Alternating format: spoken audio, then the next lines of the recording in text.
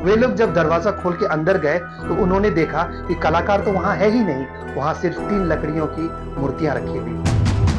भगवान श्री जगन्नाथ साल में 15 दिनों के लिए बीमार पड़ जाते हैं। Treasury of the 12th century Jagannath Temple. भगवान जगन्नाथ मंदिर के खजाने की चर्चा। पुरी के जगन्नाथ मंदिर के तहखाने में के पुरी में भगवान जगन्नाथ मंदिर के इतना खजाना जगन्नाथ मंदिर में, और ये हो रहा है क्योंकि नरेंद्र।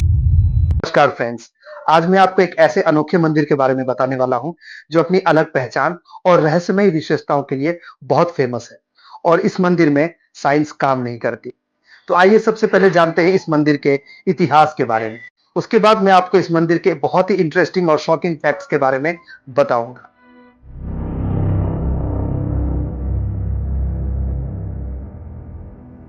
जहां हर मंदिर में मूर्तियां या तो पत्थर या मेटल की बनी होती है, जगन्नाथ मंदिर में जो मूर्तियां बनी हुई हैं वो लकड़ी की बनी हुई। पता है क्यों? आइए मैं आपको बताता हूं। तो बात है 3102 बीसी की, जब एक जारा नाम का शिकारी जंगल में शिकार करने गया और उसे एक बहुत ही खूबसूरत सा शिकार दिखाई पड़ा और उसने तीर उस शिकार पे चला दिया। दरअसल वो शिकार नहीं बल्कि श्री कृष्ण जी का पांव था और वो तीर सीधे श्री कृष्ण जी के पांव में जाके लगा और श्री कृष्ण जी की मृत्यु हो जाती। फिर जारा ने श्री कृष्ण जी का अंतिम संस्कार पूरी रीति रिवाजों के साथ किया। जब श्री कृष्ण जी की चिता शांत हुई तो जारा ने देखा कि चिता तो शांत हो गई है, मगर वहां एक चमकती हुई मेटल जैसी चीज उसको दिखाई पड़ती है और उस मेटल वाली चीज को लेकर वो बाजार में बेचने की कोशिश करता है, मगर कोई उस मेटल को खरीदता नहीं। फिर उसके बाद जारा ने उस मेटल जैसी चीज को लकड़ी के तख्ते के ऊपर रखकर नदी पे छोड़ दी। गुप्त डायनेस्टी के समय में अवंती के राजा थे इंद्रद्युम्न, जो श्री विष्णु जी के बहुत बड़े भक्त। उनके सपने में एक दिन विष्णु जी ने उनको दर्शन दिए और उन्होंने कहा कि नदी में जाकर एक डुबकी लगाओ, वहां पर मैं तुम्हें एक लकड़ी के तख्ते पे मिलूंगा। इस सपने को देखने के बाद राजा अगले ही दिन सुबह नदी में डुबकी लगाने चले जाते। डुबकी लगाने के बाद राजा को नदी के अंदर एक लकड़ी का तना दिखाई पड़ता है। बिना एक भी पल गंवाए लकड़ी के उस बड़े तने को राजा लेकर अपने महल में आ जाते। राजा ने अपने महल में बहुत बड़े बड़े कलाकारों को बुलाया और उस लकड़ी के तने से मूर्ति बनाने को कहा, लेकिन कोई भी कलाकार उस लकड़ी के तने से मूर्ति बनाने को तैयार नहीं हो पाए। काफी लंबे इंतजार के बाद एक दिन एक कलाकार महल में आता है और वो राजा को कहता है कि उस लकड़ी के तने से वो मूर्ति बना सकता है। लेकिन उस कलाकार ने मूर्ति बनाने के लिए कुछ शर्तें रखी और राजा ने उस शर्त के बारे में उससे पूछा। उस कलाकार ने इस मूर्ति बनाने के लिए एक ऐसी शर्त रखी कि उसको इस मूर्ति बनाने के लिए 21 दिनों का समय लगेगा और इस 21 दिनों में कोई भी व्यक्ति उससे ना तो बात करे और ना ही उसके काम में कोई दखलंदाजी करे। उसके बाद राजा ने उसकी यह शर्त मान ली। उसके बाद मूर्ति बनाने की यह प्रक्रिया शुरू होती है और एक कमरे के अंदर मूर्तिकार अपना काम कर रहा होता है। कमरे के बाहर मूर्ति बनाने की आवाजें भी आती है, पर जैसे जैसे समय बीतता जाता है वो आवाजें आनी बंद हो जाती। फिर उसके बाद अवंती की रानी को ऐसा शक हुआ कि हो सकता है इतने दिनों से वो काम कर रहा है और भूख प्यास से शायद उसकी मृत्यु हो गई है। फिर उसके बाद अवंती के रानी ने उस दरवाजे को खोलने की जिद की, इसे राजा को अंततः मानना ही पड़ा। वे लोग जब दरवाजा खोल के अंदर गए तो उन्होंने देखा कि कलाकार तो वहां है ही नहीं, वहां सिर्फ 3 लकड़ियों की मूर्तियां रखी हुई थी, जिनमें थे श्री जगन्नाथ, उनके भाई बालभद्र और उनकी बहन सुभद्रा। और उसी जगन्नाथ जी की मूर्ति में वो चमकती हुई मेटल की चीज रखी हुई थी, जो एक्चुअली में भगवान श्री कृष्ण का धड़कता हुआ दिल था। और आपको जान के बहुत आश्चर्य होगा कि ये हर्ट एनर्जी प्रोड्यूस करता है, और हम सब ने ये पढ़ाई है कि stones and metals are good conduct of electricity, but wood is a bad conduct of electricity. इसी वजह से जगन्नाथ मंदिर में जो मूर्तियां रखी हुई हैं वो लकड़ी की बनी हुई है। जब ये हर्ट एनर्जी प्रोड्यूस करता है तो वक्त के साथ धीरे धीरे ये लकड़ियां खराब होती चली जाती, और यही वजह है कि हर 12 साल में ये मूर्तियां बदल दी जाती और भगवान के इसी दिल को नए वाले मूर्ति में शिफ्ट कर दिया जाता है।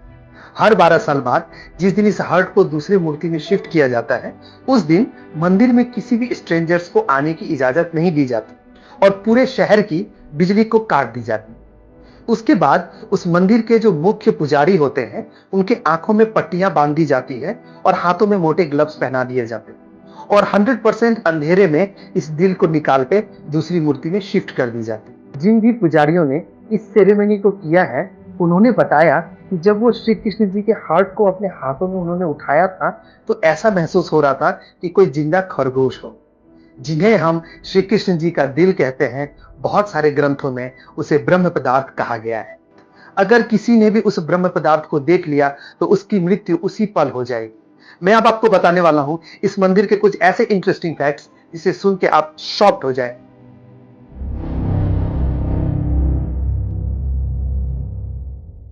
इस मंदिर के टॉप पे एक ध्वज है जिसको प्रतिदिन बदला जाता है। ऐसी मान्यता है कि अगर किसी भी दिन इस झंडे को नहीं बदला गया तो मंदिर को 18 सालों के लिए बंद करना पड़ेगा। और आपको सुन के बहुत अजीब लगेगा कि ये फ्लैग हमेशा हवा के ऑपोजिट डायरेक्शन में लहराता है।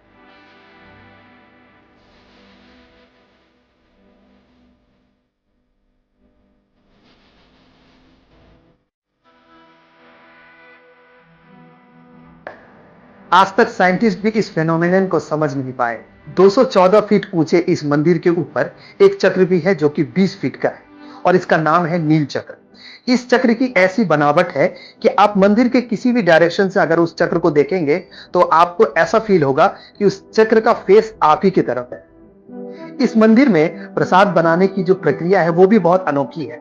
एक के ऊपर एक कुल 7 मटकों में प्रसाद बनाया जाता है और आपको सुन के बहुत अजीब लगेगा कि जो मटका सबसे ऊपर रखा जाता है उसका प्रसाद सबसे पहले बन के तैयार होता है और उसके बाद जैसे जैसे नीचे आता है वो उस तरह से प्रसाद बनता है और सबसे अंत में जो सबसे नीचे रखा हुआ मटका है उसका प्रसाद बन के तैयार होता है।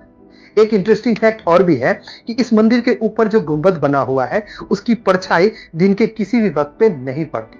जगन्नाथ मंदिर की रथ यात्रा भी एक अनोखी रथ यात्रा है। इस रथ यात्रा में भगवान जगन्नाथ, उनके भाई बालभद्र और उनकी बहन सुभद्रा जी के बड़े बड़े रथ बनाए जाते हैं। रथ यात्रा का एक और एस्पेक्ट है सोशल इक्वालिटी। इस इवेंट में हर कास्ट, हर रिलीजन के लोग शामिल होते हैं और भक्ति के रंग में रंग जाते हैं। महाप्रसाद के बारे में एक यूनिक बात यह है कि यहाँ दिन में 56 प्रकार के प्रसाद बनाए जाते हैं जिसे 56 भोग भी कहा जाता है। इस महाप्रसाद की खासियत यह भी है कि आप कितने भी लेट से इस प्रसाद को खाएं, इसका स्मेल और टेस्ट खराब नहीं हो। इस जगन्नाथ मंदिर में प्रसाद का एक भी दाना ना तो कभी वेस्ट हुआ है और ना ही कम पड़ा है। ये एक ऐसी बात है जो कि रियली में बहुत अमेजिंग है। इस मंदिर के ऊपर से ना तो कोई पक्षी और ना ही कोई एरोप्लेन उड़ता हुआ आपको दिखाई पड़ेगा। इस मंदिर में जो मूर्तियां रखी हुई है उसको हर 12 साल में बदल दिया जाता है, जिसकी बात मैंने इस वीडियो की शुरुआत में कर दी और यह प्रक्रिया नवे कलवरा के अंतर्गत आती है। क्या आपको एक और इंटरेस्टिंग फैक्ट पता है कि भगवान श्री जगन्नाथ साल में 15 दिनों के लिए बीमार पड़ जाते हैं। इसके पीछे भी एक बहुत इंटरेस्टिंग कहानी है। दरअसल माधव दास नाम के एक व्यक्ति थे जो कि जगन्नाथ जी के बहुत बड़े भक्त थे। माधव दास जी प्रतिदिन मंदिर में जाया करते थे। एक दिन उनकी तबीयत बहुत खराब हो गई, उन्हें बहुत तेज बुखार हो गया और वो बहुत ज्यादा ही कमजोर हो गए। और कोई भी व्यक्ति अगर उनकी मदद के लिए आता था तो ये कहते थे कि मेरे प्रभु श्री जगन्नाथ जी मेरी मदद करने के लिए आएंगे। इतने बीमार होने के बावजूद भी वो रोज मंदिर में जाया करते थे। अपने भक्त की इस भक्ति को देखकर जगन्नाथ प्रभु एक सेवक का रूप धारण करके उनकी मदद करने के लिए चले आए। जब कुछ दिनों के बाद माधव दास जी को होश आया तो माधव दास जी ने जैसे ही उस सेवक को देखा तो वो पहचान गए कि ये उनके प्रभु श्री जगन्नाथ जी ही हैं। लेकिन माधव दास जी का रोग 15 दिन और चलना था, लेकिन प्रभु जगन्नाथ जी ने अपने भक्त का 15 दिनों का वो रोग अपने ऊपर ले लिया और तब से ही हर साल 15 दिनों के लिए प्रभु जगन्नाथ बीमार पड़ जाते। तो ये था हमारा जगन्नाथ मंदिर पूरी उड़ीसा का ये सफर, जिसमें कि हमने मंदिर के इतिहास और बहुत सारे इंटरेस्टिंग फैक्ट्स के बारे में बात की। आई होप कि आपको ये वीडियो अच्छा लगा होगा। अगर अच्छा लगा है तो वीडियो को लाइक कर दीजिएगा। अगर मेरे चैनल पर नए हैं तो सपोर्ट करने के लिए मेरे चैनल को सब्सक्राइब भी कर दीजिएगा। बहुत बहुत धन्यवाद।